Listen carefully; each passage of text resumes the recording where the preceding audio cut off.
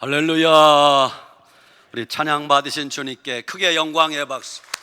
주님 감사합니다. 주님께 찬양을 영광을 올립니다. 아멘. 귀한 찬양해 주신 우리 시온 찬양대 관현악단원들 감사합니다. 오늘은 금년 이제 전반기를 마감하는 6월 30일입니다. 그리고 내일부터는 또 7월 한 달을 살게 됩니다. 오늘 금년 6개월을 마감하면서 여러분에게 증가할 말씀의 제목은 시작, 살 길을 열어주시는 하나님. 다시 한번 시작, 살 길을 열어주시는 하나님. 이 말씀 증가할 때 여러분의 인생길이 열리고 다시 살게 되는 은혜가 있기를 바랍니다. 여러분, 구약 성경에 아사셀이라는 말을 아십니까? 아사셀이란 말은 인간의 죄를 대신 짊어지고 대신 죽는 양, 사람의 죄를 대신 짊어지고 죽는 염소, 그것을 아사셀 양, 아사셀 염소라고 부릅니다. 자, 질문입니다. 말은 비슷한데 아사셀에서 리을자가 중간으로 왔습니다. 아살세라는 말이 무슨 뜻인 줄 아세요? 아살세라는 말은 요즘 새로 만들어진 신조어인데 무슨 뜻인가 하면 따라 합시다. 아직은 살만한 세상입니다. 아직은 살만한 세상입니다. 그것을 줄여서 아살세라고 합니다. 사랑하는 여러분, 오늘 여러분들 가운데 혹시라도 이 세상 살맛이 나지 않는 분들도 오늘 말씀 귀담아 잘 들으시면 세상 살맛이 나고 막혔던 여러분의 인생길이 활짝 뚫어지게 될 줄 믿으시기 바랍니다. 마음속에 큰 아픔이 있는 분들이, 나 혼자 해결할 수 없는 큰 마음의 상처가 있는 분들이 간혹 전문 상담가를 찾아가기도 합니다. 그 내담자가 전문 상담가를 찾아가서 가장 많이 하는 질문이 뭐냐 하면 이겁니다. 앞으로 내가 어떻게 살아야 할까요? 제가 앞으로 어떻게 살아야 합니까? 이 질문을 제일 많이 한다고 합니다. 어떤 상담자가, 내담자가 상담자를 찾아갔습니다. 이렇게 상담합니다. 저는 42살 남자입니다. 저는 지금 술독에 빠져 살고 있습니다. 처음에는 너무 힘들어 죽고 싶었는데 지금은 살고 싶어서 이 글을 씁니다. 저는 일찍 결혼하여 아내가 있고 아들 하나, 딸 하나를 두었습니다. 그런데 살다 보니 빚이 점점 늘어나 지금은 4억을 빚지게 되었습니다. 저는 어떻게 살아야 할까요? 참 가슴이 먹먹합니다. 또 한 사례가 있습니다. 저는 17살 여학생입니다.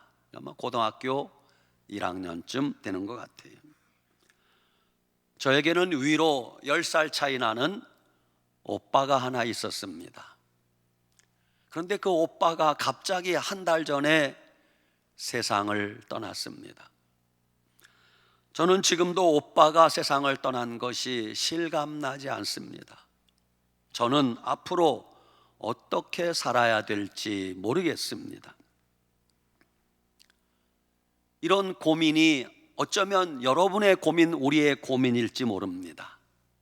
그런 분들, 오늘 하나님 말씀 귀담아 잘 들으시면 주님이 우리 인생길을 열어주시고 살 길을 열어주실 줄 믿으시기 바랍니다.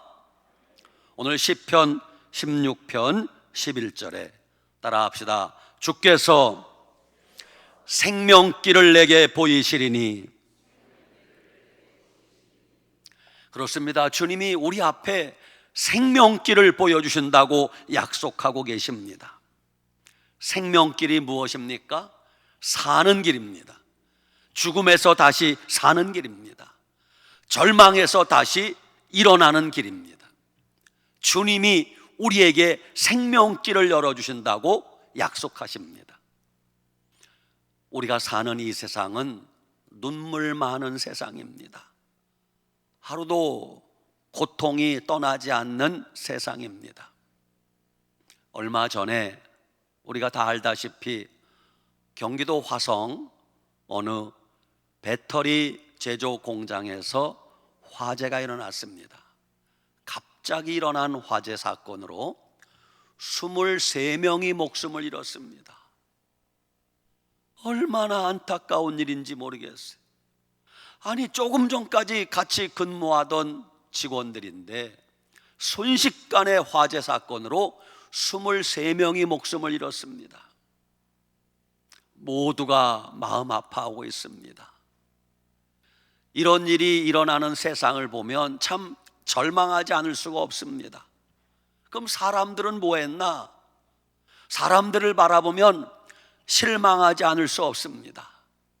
그러나 우리에게 절망이 찾아오고 실망이 찾아올 때 우리는 눈을 들어 하늘의 하나님 바라보면 하나님이 우리에게 소망을 주실 것입니다.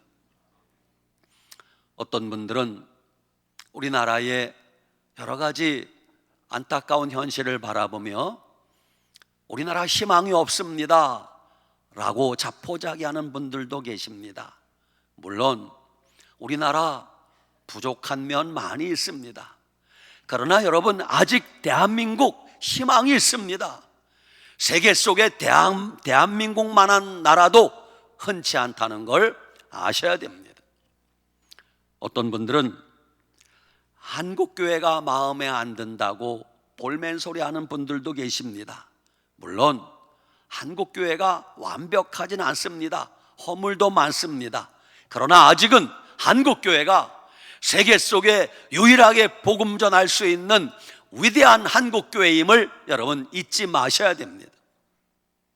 어떤 분들은 자기 집에서 살면서 자기 집이, 우리 집이 마음에 안 든다고 불평하는 분들도 계십니다.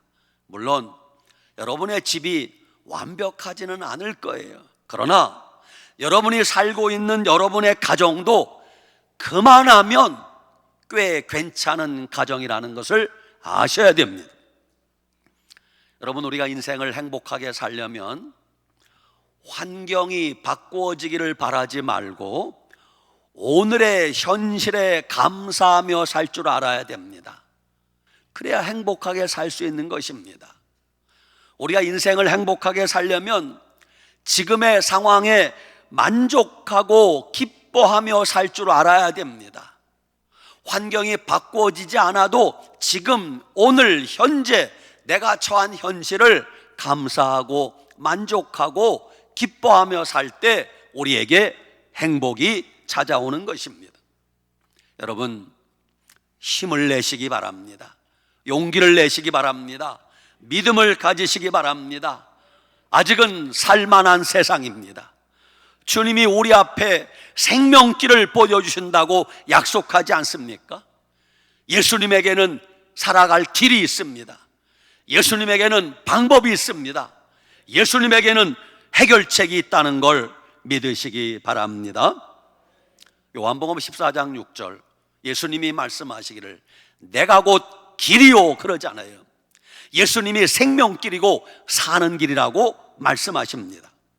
요한복음 15장 5절, 나는 포도나무여 너희는 가지라. 그가 내 안에, 내가 그 안에 거하면 사람이 열매를 많이 맺나니. 우리 인생에 많은 열매를 맺으려면 주님 안에 거하기만 하면 된다고 말씀하십니다. 요한복음 15장 7절, 너희가 내 안에 거하고 내 말이 너희 안에 거하면 무엇이든지 원하는 대로 구하라. 그리하면 이루리라 약속하셨습니다. 빌립보 4장 6절, 아무것도 염려하지 말고, 뭐 하지 말고? 염려하지 말고 모든 일에 기도와 간구로 너희 구할 것을 감사함으로 하나님께 아뢰라. 그리하면 모든 지각에 뛰어난 하나님의 평강이 그리스도 예수 안에서 너희 마음과 생각을 지키시리라 약속하셨습니다. 여러분, 아무리 어려워도 주님 말씀 붙들고 살아가면 여러분에게 살 길이 열릴 줄 믿으시기 바랍니다. 아멘. 출애굽한 이스라엘 백성들이 홍해 앞에 가로막혔습니다. 전진해 갈 수가 없습니다. 출렁이는 홍해 바다가 앞길을 막고 있습니다. 뒤에는 애굽의 최정예 부대가 죽이려고 따라오고 있습니다. 어떻게 합니까? 몰살당할 위기에 처했습니다.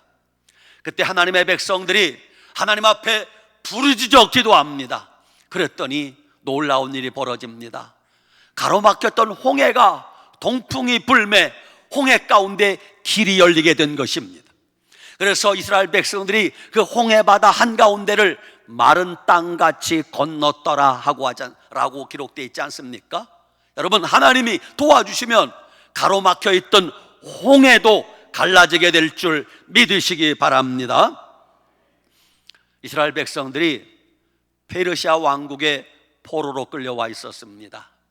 그때 하만이라고 하는 간교한 자가 이스라엘 백성들을 다 죽이려고 계획을 다 짰습니다. 이제 죽임당할 날짜가 얼마 남지 않았어요. 그때 모르드게와 왕비 에스더가 하나님 앞에 온 백성들과 함께 금식하며 부르짖으며 내가 죽으면 죽으리라 결사각오로 기도했더니 하나님이 기적같이 몰살당할 뻔한 민족을 다시 살려주지 않습니까? 하나님이 살 길을 열어주시는 것입니다. 아들을 낳지 못해 늘 얼굴에 수심이 가득했던 여인 한나가 매일같이 성전에 가서 눈물로 기도합니다. 하나님, 내 품에 아들 하나만 안겨주시옵소서. 그랬더니 하나님이 그 여인의 눈물의 기도를 들으시고 사무엘이라는 귀한 아들을 낳아 품에 안게 하지 않습니까? 선지자 요나가 어느 날 갑자기 인생이 비비 꽈배기처럼 꼬이기 시작합니다. 배를 타고 가는데 풍랑을 만났습니다. 사람들이 요나를 바다에 집어던졌습니다. 바다에 집어던졌더니 물고기가 다가와 요나를 삼켜버렸습니다. 요나가 왜 이런 일을 당했습니까? 그때까지도 요나는 왜 풍랑이 일어났는지, 내가 왜 바다에 던져졌는지, 물고기가 왜 나를 삼켰는지 몰랐습니다. 물고기 뱃속에 들어가서야 그가 그 어두컴컴함 속에서 하나님 앞에 내가 하나님께 불순종했습니다 회개하기 시작합니다. 그러자 하나님이 요나를 물고기 뱃속에서 다시 나오게 하지 않습니까? 여러분, 살아갈 인생길이 안 보일 때는 하나님을 찾고 기도하면 하나님이 반드시 살 길을 열어주실 것입니다. 복음성가에 기도는 우리의 안식 빛으로 인도하리 앞이 캄캄할 때 기도 앞이 캄캄할 때 기도 앞이 캄캄할 때 기도 잊지 마세요. 아멘. 여러분, 인생길이 캄캄합니까? 그건 죽으란 뜻이 아니에요. 하나님 앞에 기도하란 뜻입니다. 하나님께 기도하면 하나님이 반드시 살 길을 열어주실 줄 믿으시기 바랍니다. 예수님이 십자가에 못 박혀 피 흘려 죽으실 때 사람들은 생각했습니다. 저 예수가 실패자다. 그러나 하나님은 그런 예수님을 다시 살려 부활의 첫 열매가 되지 않습니까? 요셉이 애굽의 종으로 팔려갈 때 사람들은 생각했습니다. 요셉의 인생은 끝났다. 그러나 하나님은 그런 요셉의 인생을 높여서 애굽의 총리가 되도록 만들지 않습니까? 이스라엘 백성들이 애굽에서 430년, 3, 4년도 아니고 30년, 40년도 아니고 430년 종살이 할 때 사람들은 수군거렸습니다. 이스라엘 백성들 끝났다.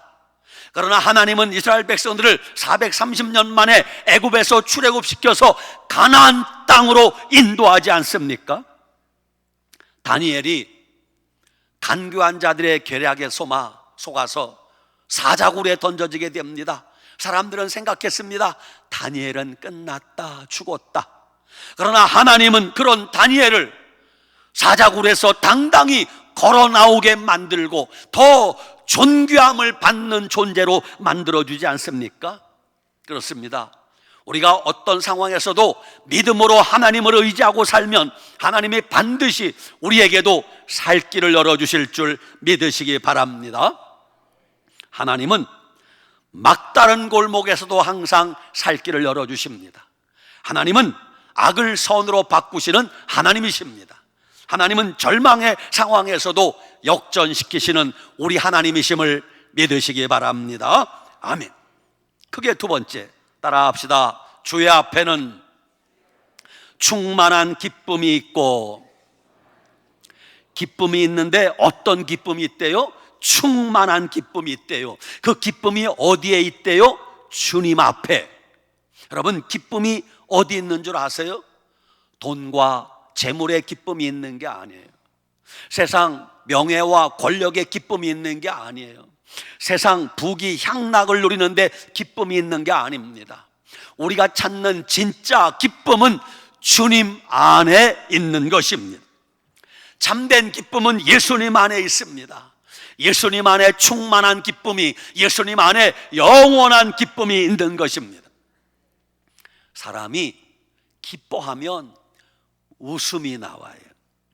기뻐하면 감사가 나오게 되어 있는 것입니다.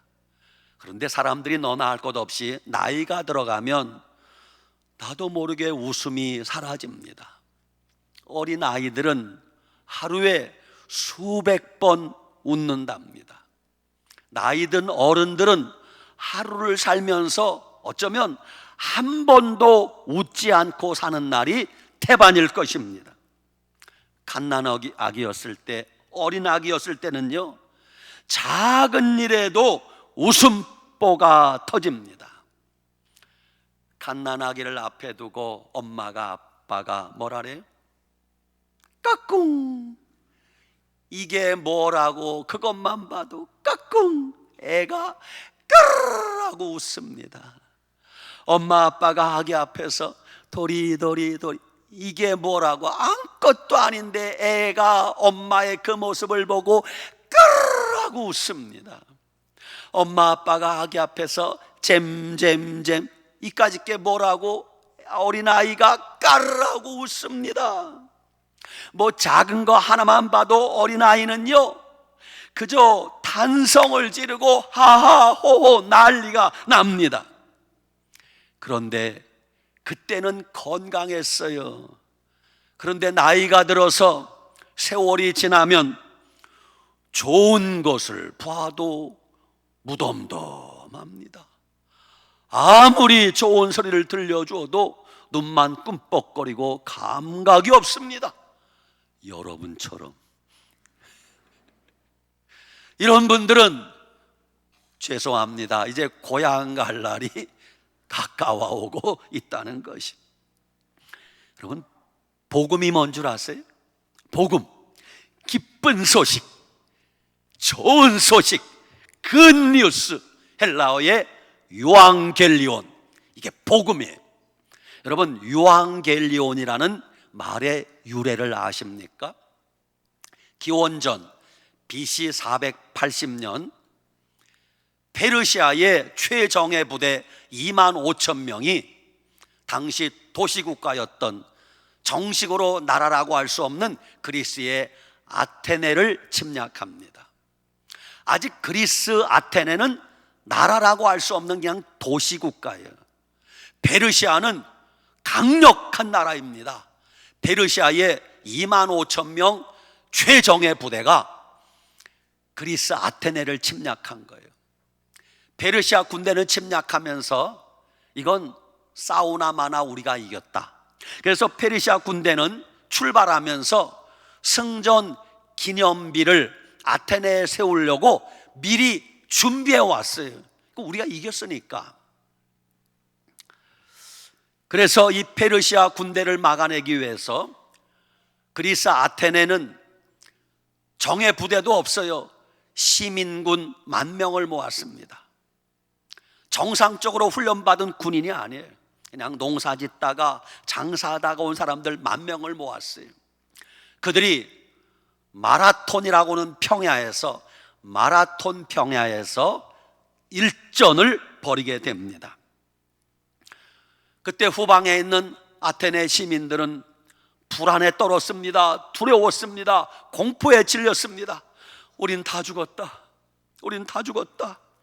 우리가 질 것이 뻔하다. 우리가 살아남아도 이제 우리는 포로로 끌려가게 될 것이다. 얼마나 두려웠겠습니까? 그런데 그리스 아테네 군대를 이끄는 장수 중에는 뛰어난 전략가가 있었어요. 밀티아데스라는 장군입니다. 그 밀티아데스라는 뛰어난 전략가가 페르시아 군대의 약점이 무엇일까? 요걸 간파한 거예요. 어느 군대든 아킬레스건 약점이 있습니다. 그래서 모두가 다 그리스 아테네 군대가 패할 것이라고 예상했는데 전혀 뜻밖의 그 강력한 페르시아의 최정예 부대를 25,000명을 겨우 10,000명의 시민군 가지고 대승을 거둔 거예요. 할렐루야! 전쟁에서 승리한 그리스 군대는 페이디피데스라는 병사에게 너는 빨리 가서 아테네 시민들에게 우리가 이겼다는 소식을 전해 주어라. 옛날에 뭐 휴대폰이 있습니까? 전보가 있습니까? 무전기가 있습니까? 사람이 직접 가야 돼.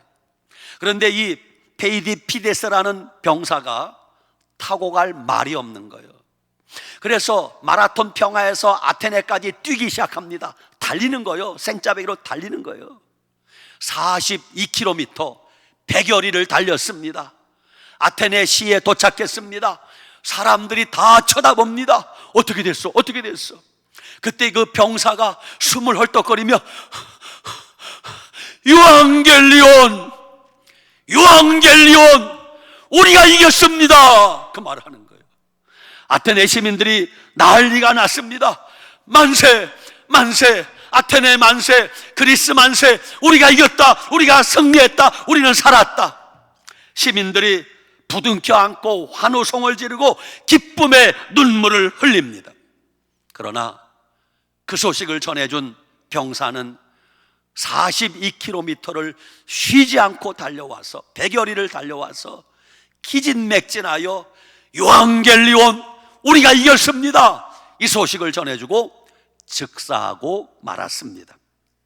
여러분, 이런 역사적 사실에 근거하여 근대 올림픽 경기 중 마라톤 경기 42.19km를 달리는 마라톤 경기가 바로 그 전쟁에서 유래한 것입니다.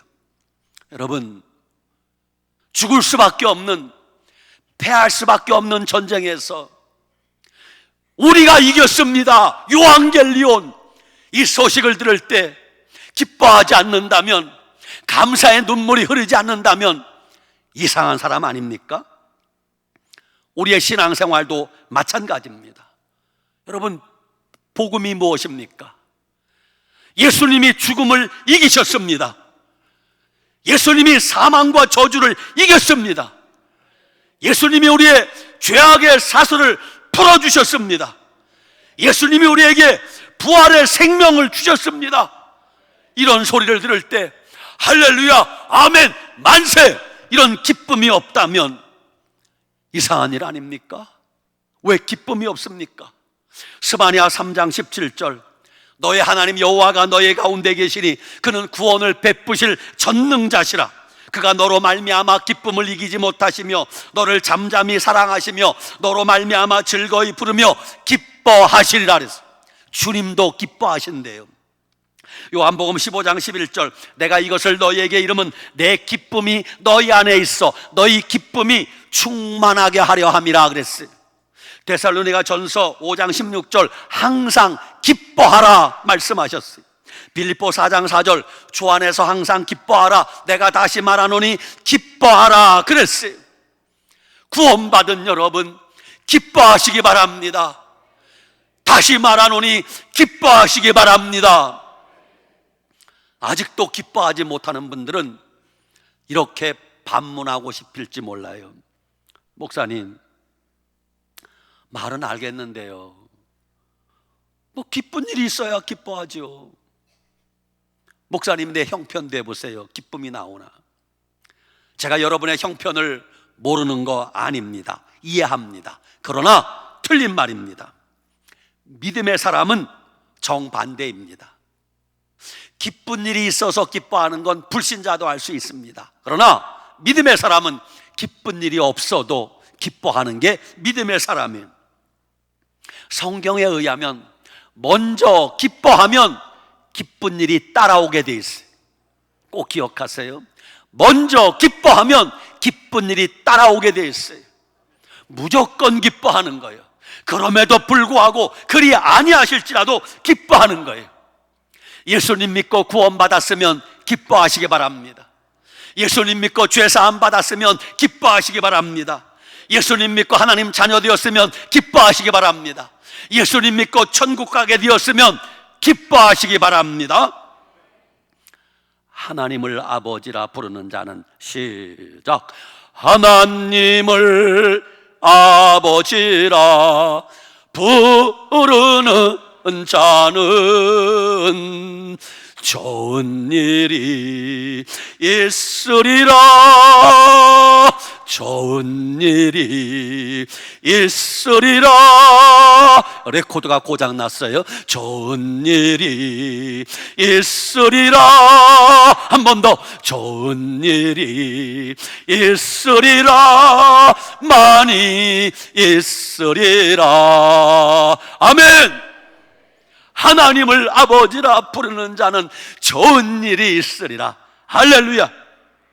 세 번째, 따라합시다. 주의 오른쪽에는 영원한 즐거움이 있나이다. 주님의 오른편에는 즐거움이 있는데 보통 즐거움이 아니라 영원한 즐거움이 있대요. 여러분은 요즘 무슨 재미, 무슨 즐거움으로 사시나요? 목사님 그것도 몰라요? 포항 살면서 낚시하는 재미로 살지, 여기저기 등산하는 재미로 살지, 여행 다니는 재미로 살지. 요즘 우리나라 대세는 먹방이라.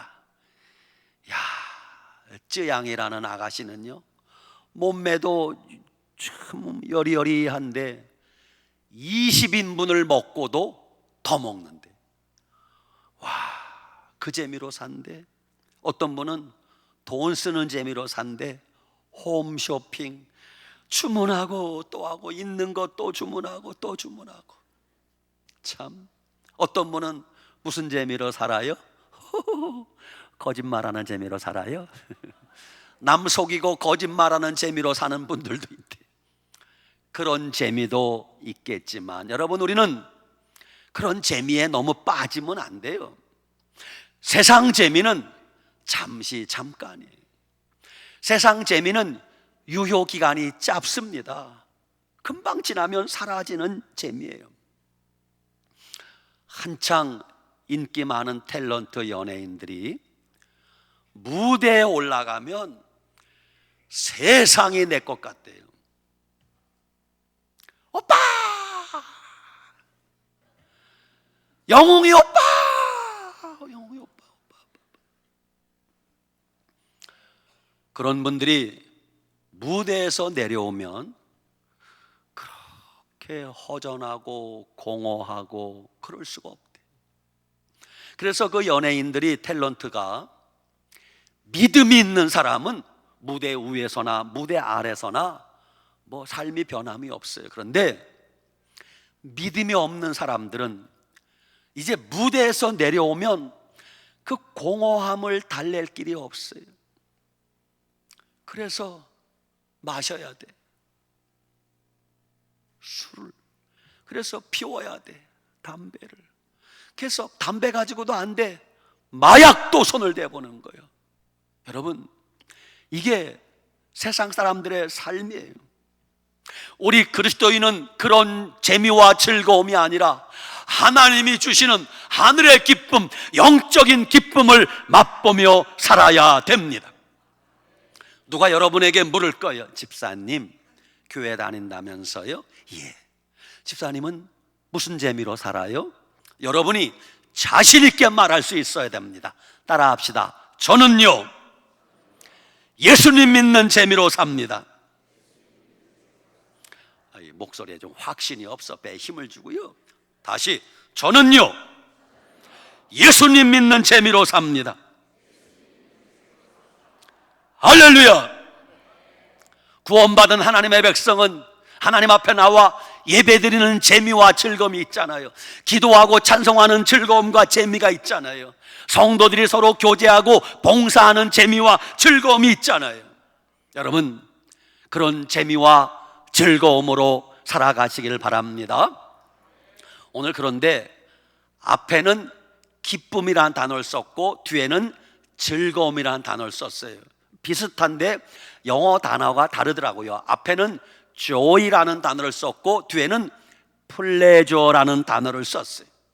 joy라는 단어는 내적인 평화를 뜻하고 pleasure라는 것은 어떤 경험을 통해서 얻는 즐거움이라 그래요.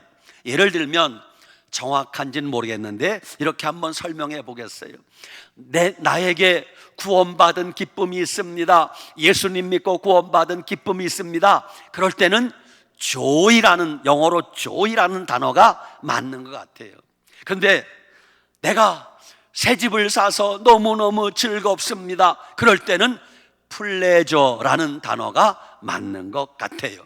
아무튼 오늘 주님이 시편 16편 3절 말씀하시기를 땅에 있는 성도들은 존귀한 자들이니 나의 모든 즐거움이 그들에게 있도다 그랬어요.